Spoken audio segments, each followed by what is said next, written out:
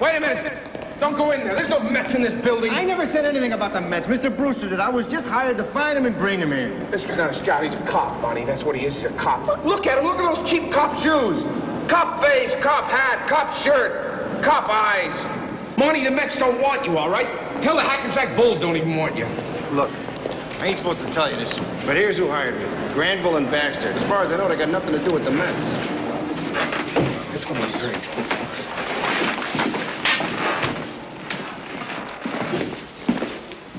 It's the Yankees.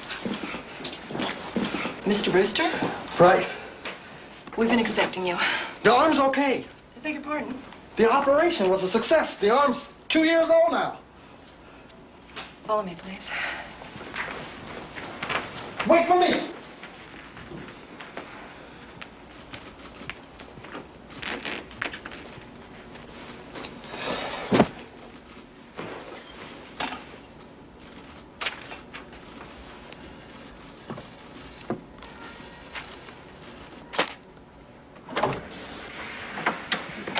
Mr. Brewster's here. Mr. Brewster? Yes. I'm Ed Brownfield. This is Mr. George Granville, Mr. Norris Baxter. Hi. How do you do? Perhaps you'd better sit down, Mr. Brewster. What I'm about to tell you may come as quite a shock. No, sir, I don't want to sit down. I want to hear this standing up. Have you ever heard the name Rupert Horn? Rupert Horn. No, but I bet he's someone high up in the Yankee organization, right? I'm afraid not, Mr. Brewster. Rupert Horn was your great uncle. What's that got to do with baseball?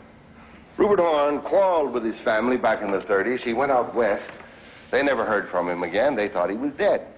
But he didn't die until last month. And by then, he was one of the richest men in America.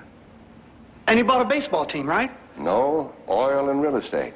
And you, Mr. Brewster, are the sole living heir of your great-uncle Rupert Horn. I think it's only fair to tell Mr. Brewster about the conditions of the will. Brewster, greetings from the grave.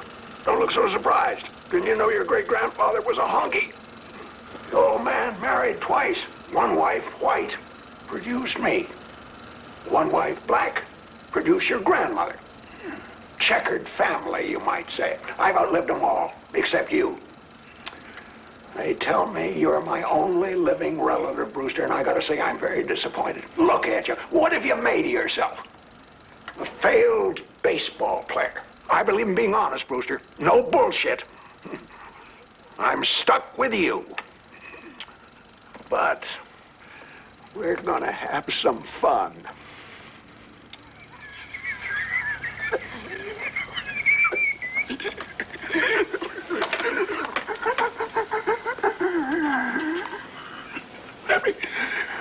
Let me tell you a little story, Brewster.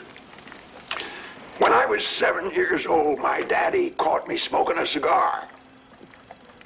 Locked me in the broom closet for 3 days and 3 nights with nothing but a box of cigars and a book of matches. No food, Brewster.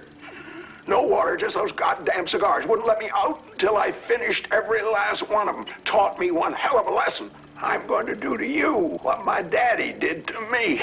I'm going to teach you to hate spending money. I'm going to make you so sick of spending money that the mere sight of it will make you want to throw up.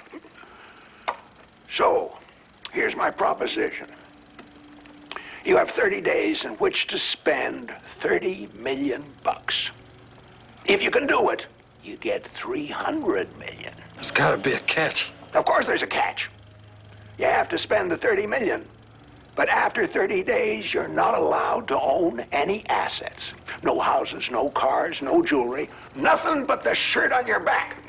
So it sounds easy, don't it? Well, you'll find out.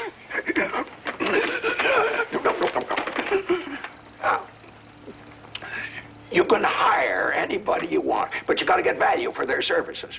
You can donate 5% to charity, and you can gamble another 5% away, but you can't give this money away, and that includes buying a Hope Diamond for some bimbo as a birthday present. Oh, I know what you're thinking, Brewster. You'll buy yourself a dozen Picassos and use them for firewood, right? Wrong. You must not destroy what is inherently valuable. That's instant disqualification. Oh, yeah, I almost forgot. You're not allowed to tell anybody why you have to spend this money. Why can't I tell my friends? Because I don't want anybody to help me out. Nobody helped me out in that closet with those cigars. I never had any friends. Well, Brewster, what do you think? You got the balls for it? I doubt it. That's why I put a special wimp clause in my will. You can have $1 million right now and forget the whole thing. Or you can go for the big one, Brewster. The 300 million. But if you fail, you don't get diddly.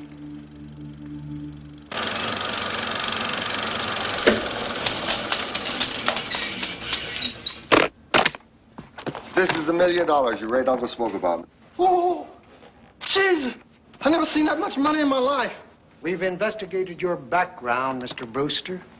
The highest salary you've ever had is $11,000. For one season with the Toledo Mud Hens, you've never even had a credit card in your entire life. Think of spending $1 million a day for 30 days with no assets to show for it. It's quite difficult to spend money without accumulating assets, even when the money is spent foolishly. Surely no one could blame you for refusing such an eccentric gamble. That's good advice. Take the $1 million. It's yours. What happens if I don't take the $1 million and I try for the whole thing and I fail? Granville and Baxter would gain power of attorney over the estate. They would administer it in some charitable fashion. For a considerable fee, I'm sure. What do you think? I don't benefit either way, Mr. Brewster. I'm a completely neutral observer.